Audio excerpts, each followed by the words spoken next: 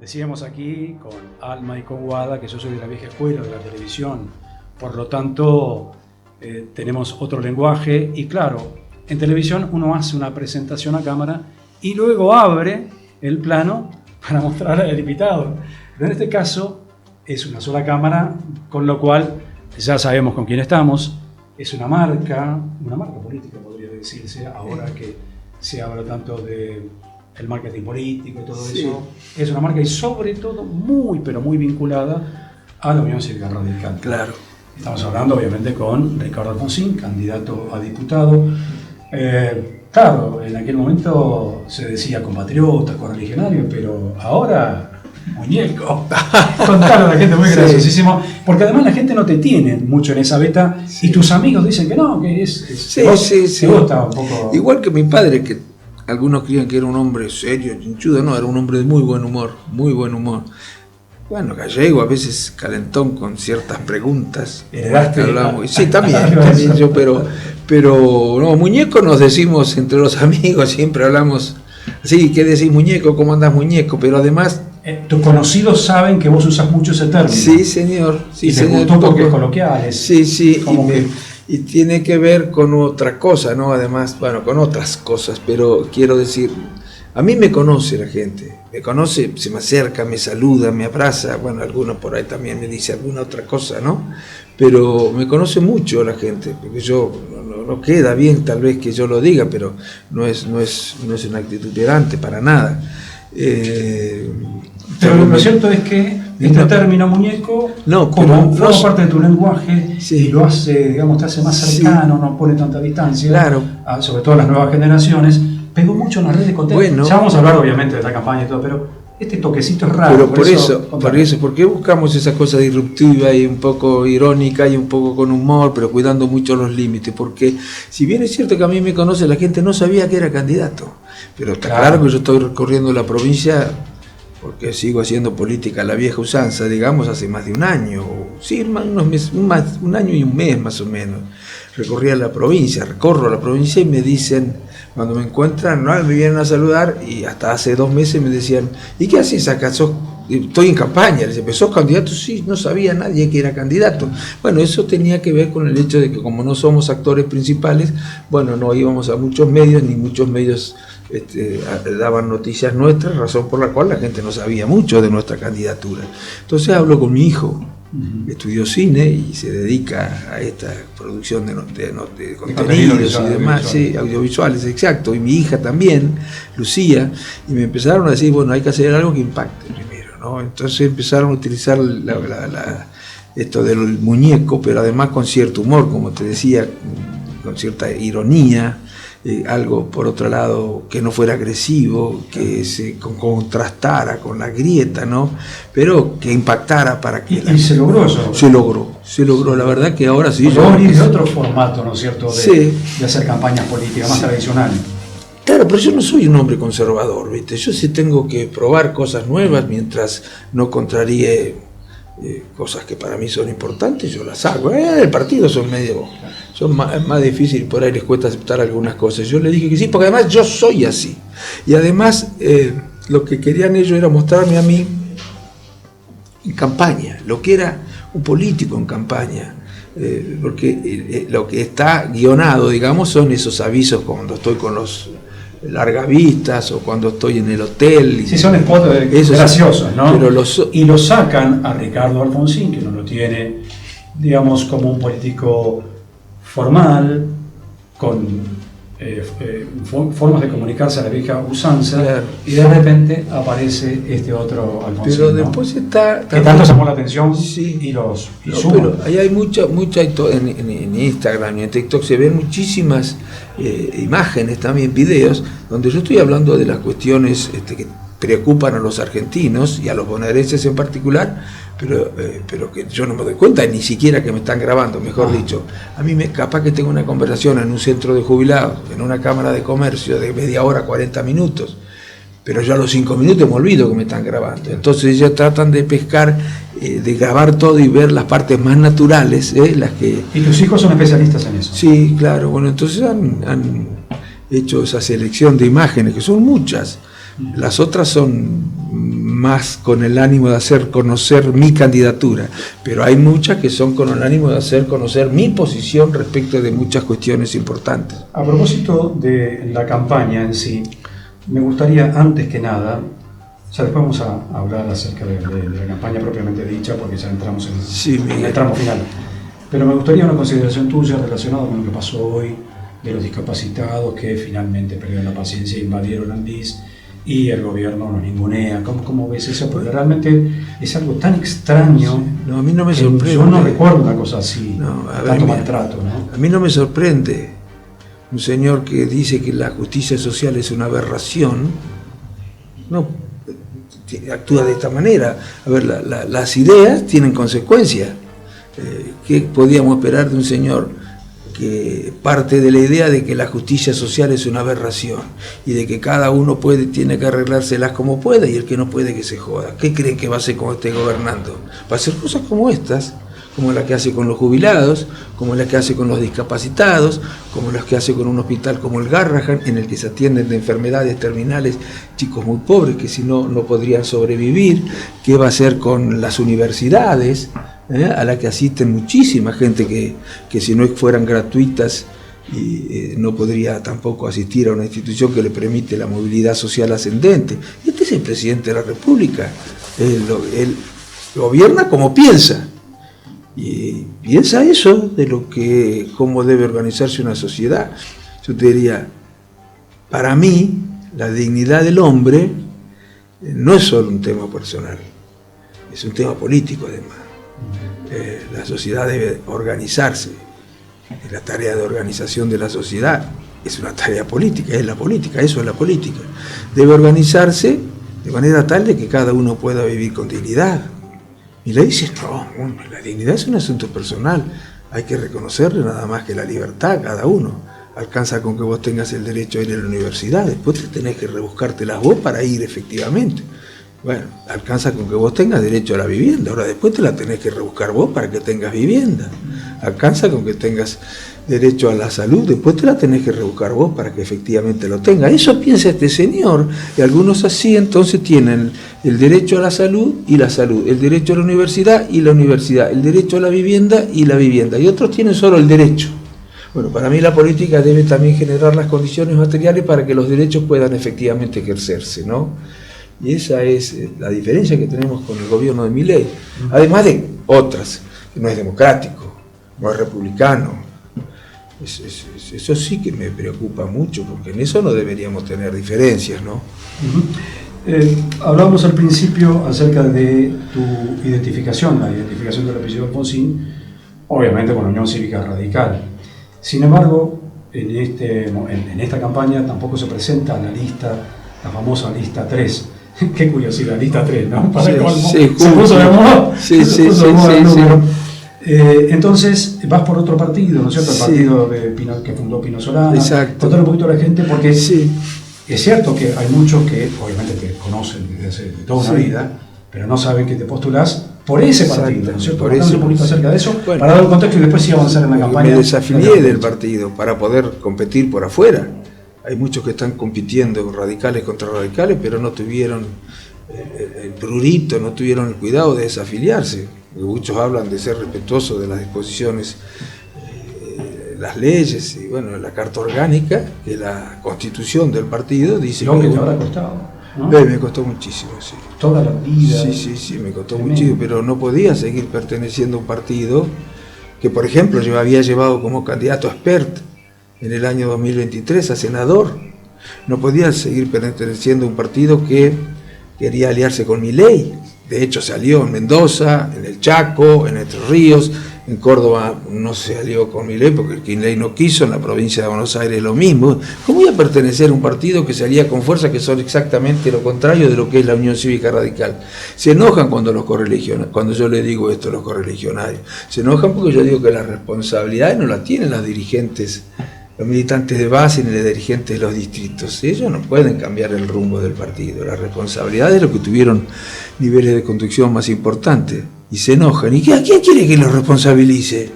¿Al PRO? ¿Al peronismo de la situación por la que se encuentra el partido? ¿A una desgracia natural? No le ocurrió lo que le ocurrió al partido porque sí, le ocurrió porque se hicieron cosas que no podían dejar de tener las consecuencias que han tenido. El partido está hoy, como muchos decíamos, que iba a estar como consecuencia de las decisiones que se tomaban. Pero muy devastador, ¿no? Porque es un capital de 130 años, con dirigente tan prestigioso y de repente implosionó todo eso. ¿Existe la posibilidad de recuperarlo en algún momento? ¿Tenés esa ilusión? Evidentemente, si tomaste esa decisión es porque no ves que están dadas las condiciones. Sí, no, yo ojalá, pero yo pues no veo que estén dadas las condiciones ahora. Ahora no necesariamente tiene que desaparecer el partido, pero tampoco necesariamente tiene que sobrevivir. Puede pasar cualquiera de las dos cosas, depende de lo que hagan los propios radicales, y para mí no va a haber cambios si desde abajo no hay una reacción. Hay que animarse a dar una pelea que es dura, organizarse en cada uno de los distritos, organizarse en las secciones, organizarse en la provincia, para dar una pelea contra los que, tal vez con la mejor intención, han conducido al partido y nos han llevado a esta situación, cometiendo graves errores desde mi punto de vista. Es una pena porque hay jóvenes, yo estaba escuchando al chico de la Juventud Radical, Rombolá. Se fue también. Se fue también. Es decir, el partido no los contiene y también hay un capital humano muy importante, claro, y sobre todo muy formados. Pero ¿cómo va a contener un partido que es exactamente lo contrario de lo que era, de lo que en su historia era? Yo me afilié al partido por determinadas ideas, es cierto, al principio, si ustedes quieren, por mi padre, pero ya más grandecito me afilié al partido porque representaba determinadas ideas. Si el partido hubiera representado siempre lo que representó desde el 2015 en adelante hasta ahora, yo no me hubiera afiliado nunca al partido, ni Irigoyen se hubiera afiliado, ni Ilia ni Alfonsín se hubieran afiliado. El partido desde el año 2015 viene representando programas, sectores sociales que no son los programas que debíamos defender ni los sectores que debíamos representar, aunque todos sean muy respetables, ¿no? Lo cierto es que la realidad ahora actual, ya inmediata, es Proyecto Sur. Y contanos acerca de cómo va esa campaña, porque hay que recorrer una provincia enorme con 135 distritos y vos tenés que enfrentarte, porque del otro lado está el oficialismo. Es decir, vos con un escarbadiente y el oficialismo con entre 20 y 40 mil millones de dólares y con el respaldo del gobierno de Estados Unidos. ¿Cómo hace un dirigente casi de base, también con trayectoria como vos, para enfrentar semejante monstruo en una campaña proselitista? Bueno, primero, son muchos millones de dólares que están detrás, mucho respaldo. Nosotros no tenemos el Fondo Monetario, y vos solita tu alma. No tenemos recursos, no tenemos aparato partidario, no tenemos estructura partidaria, tenemos solamente el siguiente capital: la convicción, la coherencia. Siempre hemos dicho lo mismo, nadie nos puede acusar, a diferencia de lo que pasa con Provincias Unidas. A nosotros nadie nos puede acusar de decir ahora una cosa distinta de la que dijimos en el año 2023 sobre esta gestión.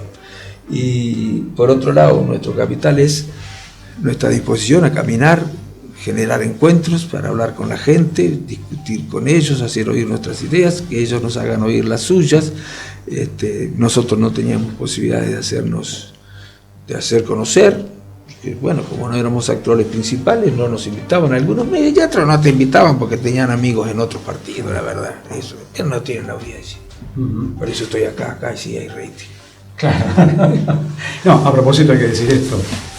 Alfonsín es una persona que ha estado en esta campaña en los medios más importantes a nivel nacional, los canales más importantes, pero esto también lo define de alguna manera, porque nosotros somos un stream de barrio de Villa Martelli, partido de Vicente López, y él también se aviene a este tipo de reportajes, y obviamente que no somos un gran canal, y sin embargo esto de alguna manera lo define, y creo que refuerza un poco todo lo que vos decís acerca de los valores, que de eso se trata. Y yo venía para aquí, para el canal, y veía unos afiches que decía, estaba vos, Gustavo López, y decía los valores. Y cómo imponer esos valores, vamos un poco más filosóficos. Por ejemplo, hay un sociólogo, Bauman, que habla de la sociedad líquida. Sí, señor. Es decir, una sociedad superficial, cambiante, ansiosa, que no tiene en cuenta los valores, es decir, vas en contra de la corriente, porque en este momento en el mundo, no solamente en Argentina, el individualismo, cuando Bauman habla de eso, habla de todas estas cosas que justamente es lo contrario del eslogan de ustedes en el afiche que veía viendo, se me ocurrió eso, que venía, cuando venía para acá, dos valores. ¿Qué valor tienen dos valores en este momento? Claro, para hacer una campaña. Tal cual, como vos decís, Miguel, sí, es exactamente así. Pero bueno, nosotros, por supuesto que no vamos a ganar las elecciones, pero aspiramos a hacer una elección digna. Y yo creo que la manera de recuperar los valores es pelear por ellos cuantas veces sea necesario, sin cesar, nunca dejar de hacerlo. Y eso es lo que en eso estamos trabajando. Me parece, por otro lado, que hay cosas que están ocurriendo que van a hacer que la sociedad empiece a mirar de nuevo con mayor consideración a los valores que ha abandonado, que en el fondo le han hecho mucho daño, el abandono, ¿no? Le ha hecho mucho daño a la sociedad. Yo diría que el neoliberalismo ha construido una sociedad muy individualista, ha construido una subjetividad muy individualista, un individuo que se preocupa simplemente por cómo le va a él y a quienes pertenecen al círculo íntimo se desinteresa del conjunto de la sociedad. Ha construido personas con cierta indiferencia, que se manejan según el criterio de que cada uno tiene que arreglárselas como puede, como decíamos al principio, el que no puede que se joda, ¿no? Bueno, creo que eso está cambiando también, eso está cambiando porque se dan cuenta que si no hay una acción colectiva, y en Europa te estoy hablando, en Europa, si no hay una acción colectiva no van a poder detener. ¿Es aventurado entonces decir que estamos en presencia del principio del fin del neoliberalismo? No, yo creo que no, yo creo que eso sí está ocurriendo. ¿Hay para mucho todavía? No, estamos en el principio. Porque es un azote para la humanidad, obviamente. No, en el principio del fin, yo creo que sí, que estamos en eso, en el principio del fin. Pero bueno, el principio recién, claro. Hay que seguir peleando. El desencanto de la gente con la política tiene que ver con la falta de respuestas del modelo neoliberal, que en lugar de mejorar las condiciones de vida de la gente, no ha hecho otra cosa que empeorarlas. Es cierto que en el mundo hay países que han mejorado mucho, pero son precisamente los países que no aplicaron las políticas del consenso de Washington. China no aplicó el consenso de Washington, India no aplicó el consenso de Washington, Indonesia no aplicó el consenso de Washington, Singapur no aplicó el consenso de Washington. Esos son los países que han crecido. El resto en Occidente ha aplicado el consenso de Washington y cada vez le cuesta más conseguir un salario, un departamento, alquilar, cada vez le cuesta más ni comprar ni qué decir, cada vez tienen salarios de peor cantidad, su trabajo de peor calidad, los salarios les cuesta, son escasos, ¿no? Son bajos, digamos, las jubilaciones ya están siempre amenazadas porque caen también porque, como los impuestos todos han bajado en todas partes, el Estado no tiene suficiente recaudación, entonces tiene que pagar menos de lo que pagaba, los servicios esenciales se resienten en toda Europa, la gente mira el futuro como una amenaza, no tiene ilusiones como antes respecto del futuro. Bueno, esto ha ido generando un individuo ahora, un ciudadano, una persona muy desconfiada también del neoliberalismo, que empieza a comprobar que el neoliberalismo es una promesa que no incumplida. Incluso decían que con el neoliberalismo y la apertura de los mercados y los acuerdos de libre comercio se acababan las guerras en el mundo, y estamos como en la Guerra Fría, con tantas guerras como antes de que cayera la Unión Soviética, como antes del neoliberalismo. Al contrario, el neoliberalismo no ha hecho otra cosa que multiplicar las guerras. Ricardo, tu experiencia como embajador, que fue tu última experiencia en la función pública, seguramente afianzó desde Europa, porque embajador en España, esta mirada, esto que estás relatando, pudiste estar muy de cerca en todos estos procesos, ¿no es cierto? Sí, señor, yo te aseguro que es así. Pero quería decirte, hubo un sector del radicalismo que se enojó porque vos fuiste un servidor público finalmente, porque viste un partido como el gobierno anterior que incorporó distintas corrientes. Sí, a pesar de que yo avisé al presidente de mi partido, avisé a... ¿Te gustaría hablarles a ellos? Porque estamos hablando del radical yo le hablo al radical de buena fe, aquel que necesita echarle las culpas a otro y no reconoce los propios errores, aquellos que siguen creyendo que hicieron todo bien y que yo, con mis actitudes críticas desde el principio, un comportamiento inadecuado, cuando defender un partido es defender sus ideas, no es estar afiliado solamente. Yo creo que hay muchos radicales que ni saben por qué son radicales, y para colmo de mal ocupan lugares importantes, nunca han leído un libro acerca de lo que es el radicalismo. Pero bueno, yo creo que la responsabilidad es de los máxima dirigencia a nivel nacional y de la máxima dirigencia a nivel provincial. No tiene responsabilidad ni la militancia de base, ni los afiliados que no tienen una participación demasiado activa en el partido, ni el filo radical que nos vota a nosotros. ¿Qué podía hacer con los errores que cometía el partido? Nada, simplemente ser un espectador, ni los dirigentes de los distritos. Ahora, podrán estar enojados algunos dirigentes, pero los radicales, el partido se ha ido reduciendo, ¿no? El último candidato a presidente que tuvo fui yo, no tuvo más candidato a presidente, pero además el partido, hoy van 4 fuerzas, hoy va en Provincias Unidas, va en la Coalición Cívica, va en Nuevos Aires, y en la Libertad Avanza también. Bueno, claro, pues es una cosa, cualquier cosa menos un partido político es eso. ¿Cómo va a ir un partido político compitiendo contra sí mismo? Bueno, pero eso a lo mejor justamente es donde uno deduce, un observador mira desde afuera y dice, bueno, Ricardo apuntará a aquel votante que es radical, digamos, que no votaría el peronismo, pero sí, tampoco votaría a la Libertad Avanza. Claro. Uno supone que vos apuntás de base a ese votante que se quedó sin saber a quién votar, y que no sabe que son candidatos. Claro, exacto, que ojalá se enteren, y por eso muchísimas gracias, porque es difícil cuando no te permiten estar en medios a partir de los cuales vos podés hacer conocer que sos candidato. No soy el único que sufre estas dificultades, ¿no?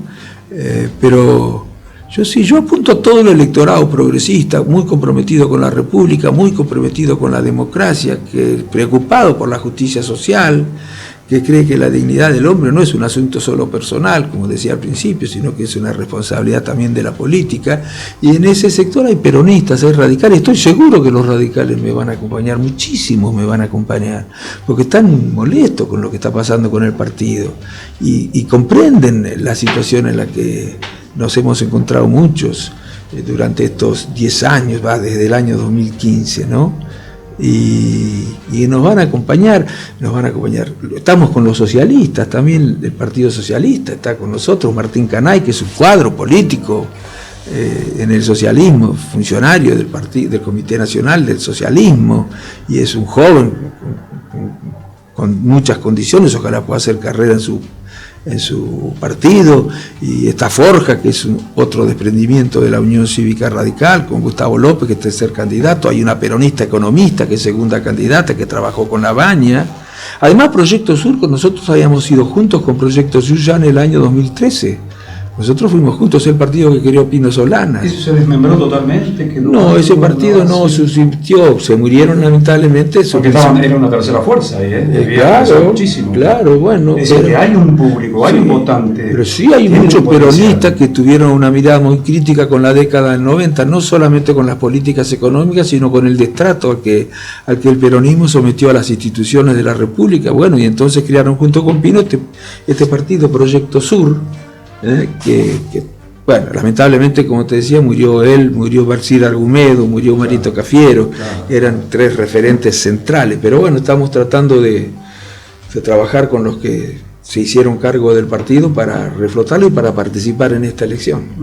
Ricardo, diputado, para entrar como diputado necesitas de 3,5 para arriba. No, el 3% sobre el total, sobre el total del padrón. Es difícil porque son 410.000 votos. Eso es una cosa muy rara, ¿no? Pero bueno, el 3% sobre, lo cierto es que es así por interpretación de la justicia. El 3% sobre el total del padrón, son 400 y pico mil votos. Es difícil, claro que es muy difícil. Con esos escarbadientes que decían. Con esos es muy difícil, pero bueno, mirá, yo te digo, vos sabés que cuando todavía no se habían hecho las elecciones provinciales, las de septiembre, yo le pregunto a un encuestador, decime cuánto me saldría una encuesta, que ya sabemos, no hemos hecho encuesta nosotros, ¿no? Y el tipo me desalentó además, pero te voy a decir, me dice, pero ¿para qué vas a hacer una encuesta ahora? Me dice, si en las elecciones, no podés hacer una encuesta en estas elecciones, puede ser una encuesta más adelante, cuando se discuta la Diputación Nacional, en la que vos te anotarías. Me dice, pero además porque en la provincia ustedes no estuvieron. No participamos. En la del 7 de septiembre no participamos. Entonces el encuestador me dice, pero además, decime la verdad. Vos, suponiendo que yo te dijera, hago la encuesta esta semana, era principio de septiembre, y la semana que viene te digo que me dice el 1,5, ¿qué harías? ¿Te bajarías de la candidatura? No.